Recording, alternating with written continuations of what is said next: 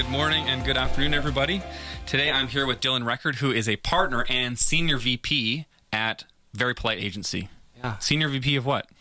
Creative. Oh, yeah. I'm not senior, though, but I like it. Oh, sorry. Senior, I just made that up. I'll take it, though. Okay, I'm let's due scale for a things promotion. back. He's so. actually dreaming of being a senior VP. He's hoping to get a promotion, but today he is just a VP. In my goals, for sure. Okay, Dylan, tell us about yourself. Where have you worked? Where have I worked? I've worked kind of all over the place, to be honest. I met my partners at Kit and Ace, so the four of us worked there. Around the same time I started working at Kit and Ace, I co-founded Ride Cycle Club, so I was involved with that for a couple of years. Still am, but pretty heavily involved for a while there. Mm-hmm. Before that, I was freelance for a significant amount of my career. And before that, just kind of jumped in and out of various small agencies, a little bit of business-to-business type horrible marketing. Like making training videos for Staples or something like that? Yeah, like making, if you want to get really granular here, making business-to-business magazines for bunkering fuel industry. Super exciting. So you like, Mom, like I got my dream job. Like, yeah, totally. Yeah, okay, fair. Let's not talk about that because that does sound really boring. Everyone's already asleep. You're right. So are you a content creator, would you say? I guess you could say that. I think how I got to this point in my career has been sort of a path of storytelling and wanting to be involved in creating content that says something to some degree, whether that's in marketing or whether that's just for fun. Yeah. So I would say that I do content creation, but there's a bit more brand strategy that goes into that output, I guess. Yeah. But yeah, definitely a component of what I do. And so when we say curated content, what does that mean and how important is that for you? I mean, I find it pretty important, especially in today's world. There's no shortage of content in the world. So when you say today's world, you mean because there's a lot of content now and there didn't used to be as much? Yeah, there's different platforms where content can exist. Yeah. There's social platforms. There's Vimeo, YouTube. Yeah. There's AdSpace. There's film festivals. There's etc. So there's just a lot of places where content can exist. It can be very murky and muddy. So curating your content, meaning creating or sharing content that is specific to you or your brand, is kind of the only way I think that people are actually going to pay attention to what you have to say. Mm-hmm. Otherwise, you're just kind of in the sea of sharing nonsense, essentially. Yeah. But to me, curated content is being very specific around what you're trying to say, what you're trying to show, what content represents who you are as an individual or as a brand or as a concept. Okay.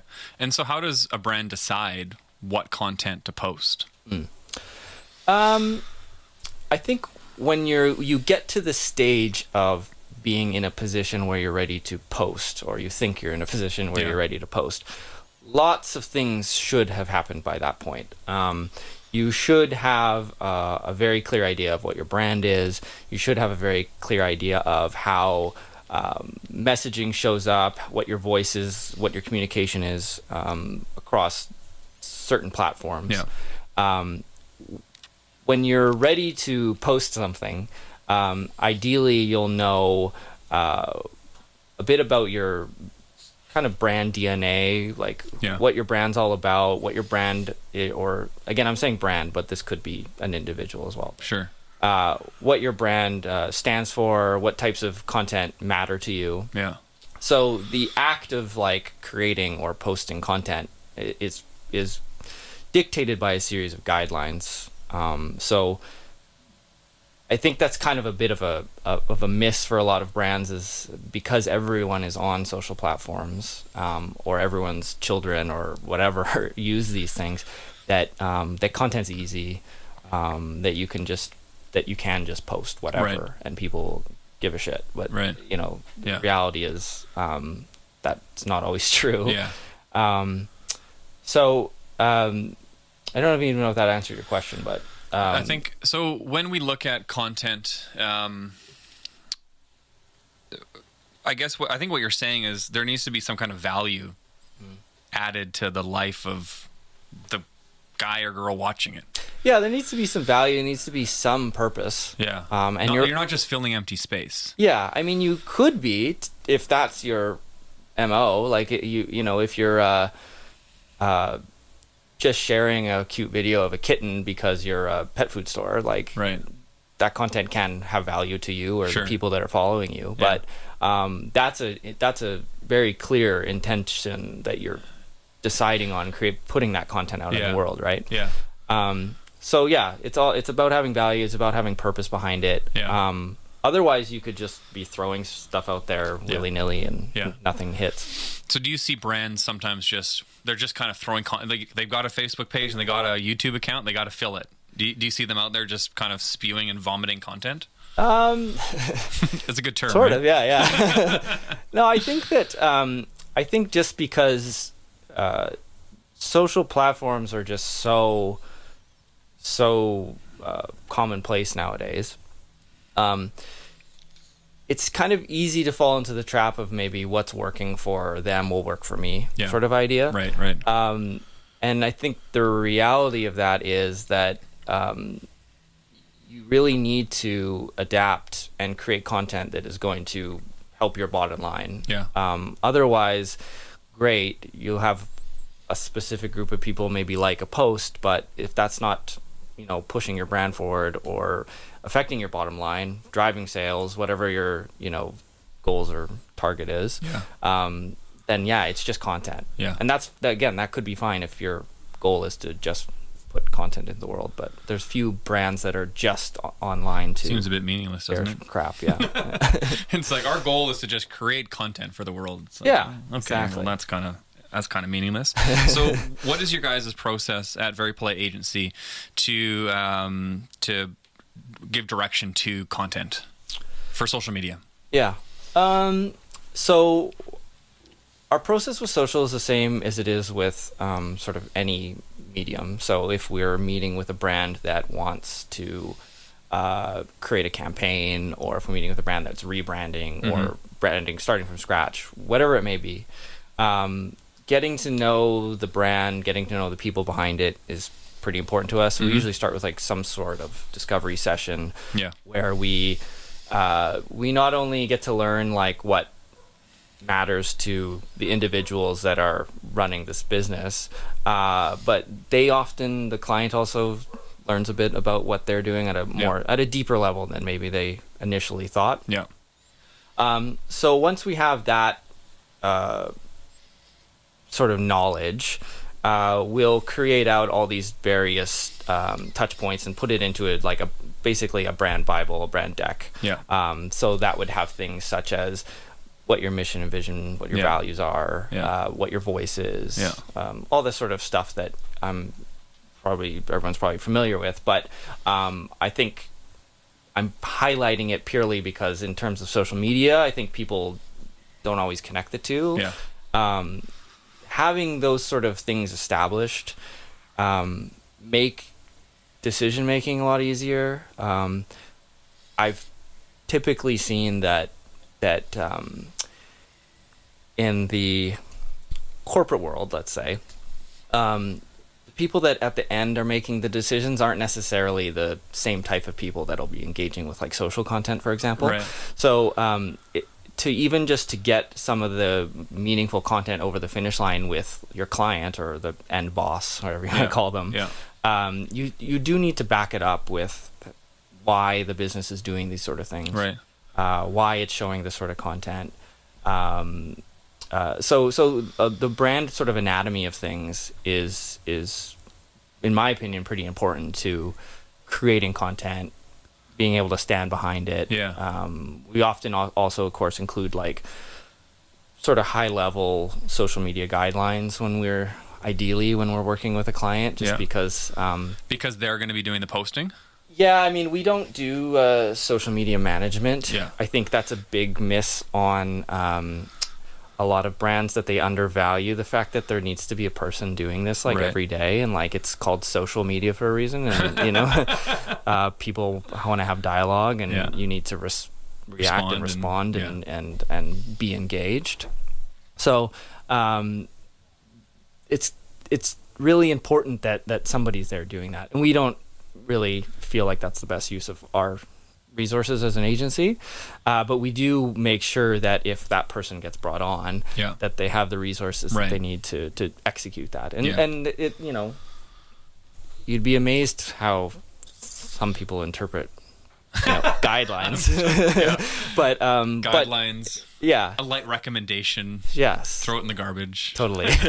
and all your work is Down the drain. ignored. Yeah, totally. Yeah. It's So rewarding. what platforms do you see in the future for the dispersion of content? Where are we going here? Yeah. TikTok, all these moms, like my wife, she's a classic example. Stuck at home at COVID, heard of TikTok. Now she's dancing all over the place constantly and drives me crazy. I come home and the house is a disaster. There's like toilet paper everywhere, and I find out because she's wrapped herself in toilet paper for some stupid TikTok video.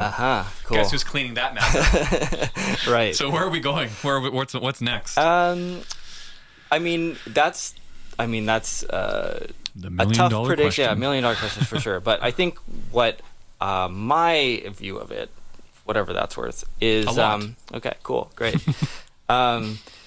If I look at like Instagram and Facebook and sort of even LinkedIn, Pinterest, the impact that they have had as these sort of big pillars of kind of social interaction in the past however many years, they've done a really good job at like masking who we are in a way. Like we can express ourselves, but it's very curated. Yeah. It's very polished. Yeah. Right. It's kind of this younger generation, these young kids. These new platforms coming out seem to embrace more of the sort of more authentic, in the moment content. So I definitely see there'll be a shift towards more authentic content on social. Yeah. Especially in context to like if you look at influencers today and just like how phony and bullshit they Yeah. are on Instagram. Yeah, Sorry, yeah, yeah. they the shift towards listening to real people using real things Yeah. and experiencing real experiences in more of a real time than what Instagram maybe offers. It's interesting when you talk about influencers. One thing that I talk about in class is like this one agency just made up virtual influencers. Like they're not even humans; they're just images Yeah. of people, right? And Yeah, it's like, and they get all these followers. I don't understand it at all. I Yeah. feel old when I talk about it because I'm like, I don't get where the value is here, but Yeah. it seems to be. I don't know if it's working. I mean, Right. Vogue even did a whole spread about it. It's like, Yeah. what is going on here with this stuff? Well, like if you have to keep in consideration that like there's a generation of people that have grown up creating like avatars and like Yeah. these Right. fake people that they live through. Yeah. It's not that far fetched that they would like idolize That's true. an invented entity. Okay. Yeah, I'm with you. Yeah, I know it's kind of scary. Like I don't know if, William Gibson, who's a science fiction author, actually, Okay. he writes a lot about like avatars becoming celebrities, and I think it's an interesting concept around just what like. I think there's like these two parallel things. There's like people wanting to feel authentic and believe, like don't want to be marketed to, Yeah. want to like feel like they are like connecting with a real person. Right. And then there's also just like the fantasy of what Right. being connected offers. Wow. So there's like a bit of a divergence there, I guess. Yeah. But as Yeah. far in terms of like social media, I like to hope at least that it's shifting to the authentic side. Right. I think what certain brands have done with the like digital avatars in terms of like marketing is like kind of interesting and like fascinating to me, just from a psychological perspective, Yeah. not so much like where I see social going, but Right. I think it's still interesting and cool. Great. Yeah. Okay. There's that's a fabulous. really creepy website called This Is Not a Human or This Is Not a Person or something. I can't remember. and it's just like you can refresh the page, and every time you refresh it, it's a computer generated person. Yeah. But it's like it looks like a photorealistic, but Wow. it's just not a person that exists. Yeah, It was yeah. just composited. It is scary. It's like you start understanding like deep fakes and this kind of stuff, Yeah, and you're like, it's I don't really even know weird. the world I live in anymore. Really weird. Yeah, I'm starting to get uncomfortable. I'm considering moving to the woods. I bought a motorhome last week, so Oh, I cool. might be on my way. I got Yeah. one foot out the door. So, Yeah. What is brand anatomy? Brand anatomy is okay. Sort of what I was mentioning. It's like similar to the anatomy of a human. It's like the components that make Yeah. the human alive. So in the context of a brand, that can be a variety of things. At its core, we look at it as your sort of mission and vision, your values, Yep. all the core touch points that will create your brand or how your brand would show up. So that Yep. would touch on probably your voice. It would touch on how you show up through photo or graphics or whatnot, social. So it's really kind of like the core anatomy of Yeah. who your brand is, how your brand operates. Yeah. Reading through that should give you a glimpse of how the brand operates, similarly to how you would read a book on anatomy and understand Yeah. loosely how humans How live. how many entrepreneurs do you talk to and you're like, okay, brand anatomy, and they're tell us about your goals, objectives, vision, mission, values, like, and they're like, I don't know. Yeah. Does that happen? Yeah, totally. I mean, even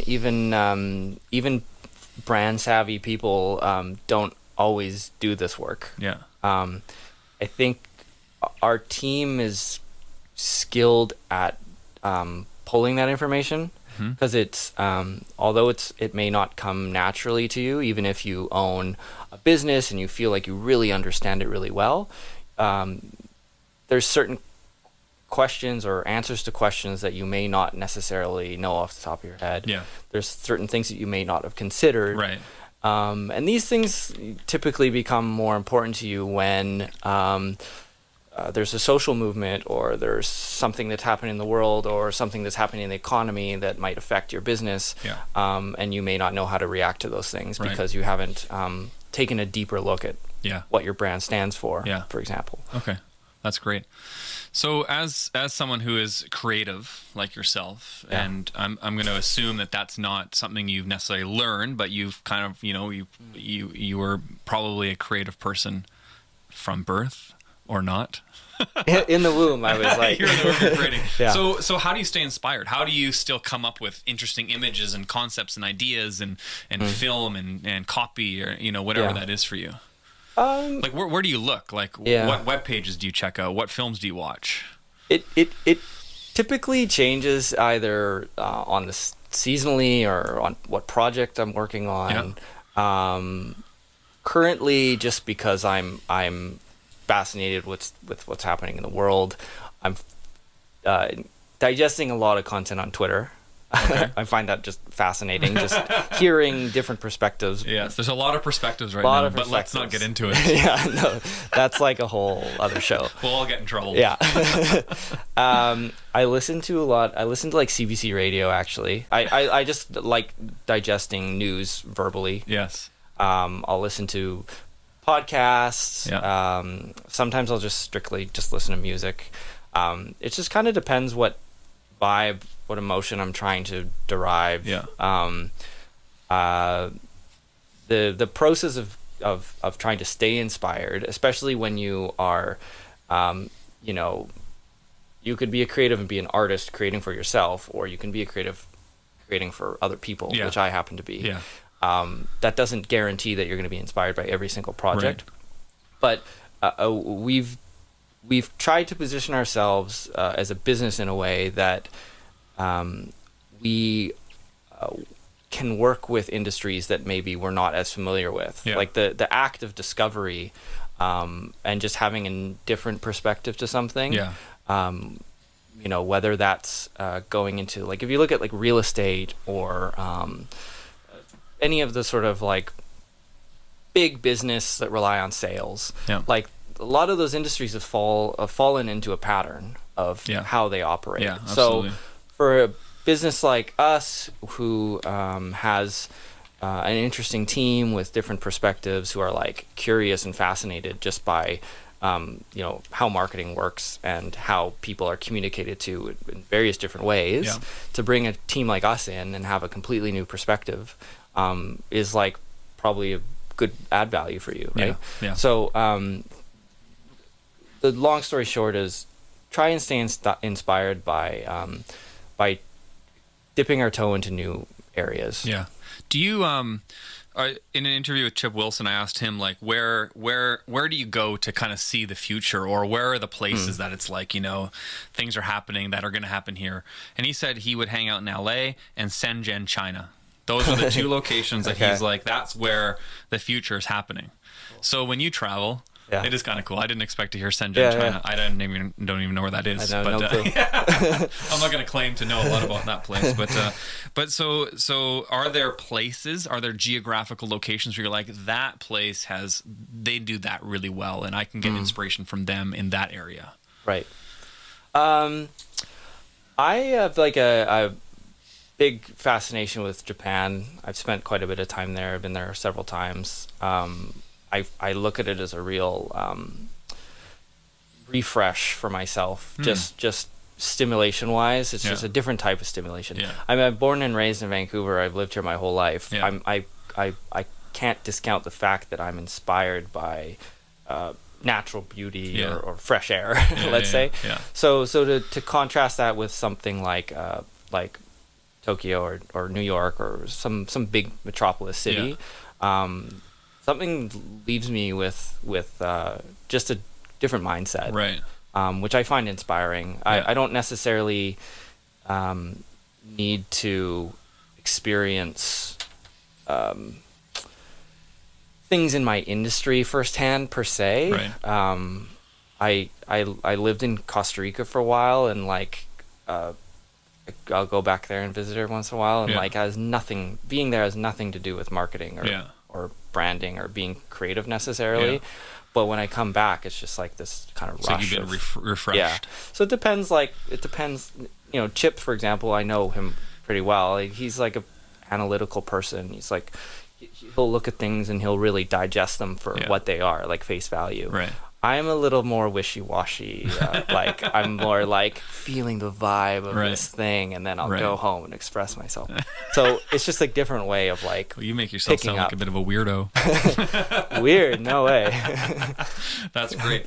Well, Dylan, I really appreciate you being with me today. That was excellent. I think you gave us some really interesting things to think about and to talk about. I appreciate your time, and one day I hope to be a client of Very Polite Agency. We'll consider it. Okay, thanks. Thanks for considering me. Yeah. All right. Thanks, man.